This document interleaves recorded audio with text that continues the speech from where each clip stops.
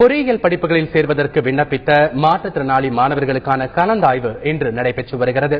அண்ணா பல்கலைக்கழக வளாகத்தில் நடைபெற்று வரும் இந்த கலந்தாய்வில் முதல் நாளான நேற்று விளையாட்டு பிரிவின் கீழ் விண்ணப்பித்த மாணவர்களுக்கு நடத்தப்பட்டது. இரண்டாம் நாளான இன்று மாற்றுத்திறனாளி மாணவர்களுக்கான கலந்தாய்வு நடைபெற்று வருகிறது. மொத்தமுள்ள 5700 இடங்களுக்கு 221 மாணவர்கள் மட்டுமே விண்ணப்பித்துள்ளதால் அனைவரும் கலந்தாய்வுக்கு அழைக்கப்பட்டுள்ளனர். 3 சுற்றுகளின் முறையில் அவர்களுக்கான இடங்கள் நிரப்பப்பட்டு வருகின்றன.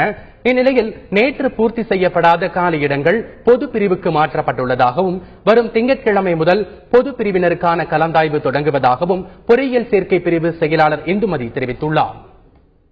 விளையாட்டு வீரர்களுக்கான கலந்தாய்வு நடைபெற்றது.